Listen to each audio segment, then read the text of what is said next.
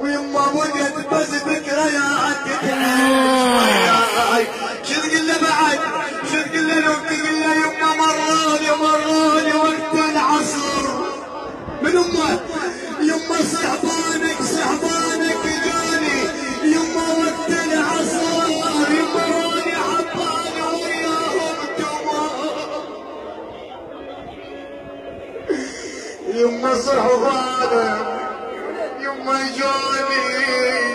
يا يما وقت العصر يما وانا عبالي يا حمودي وياهم تمر يما شو تقول له حنيتي يما ظهري غلبتك والله حنيتي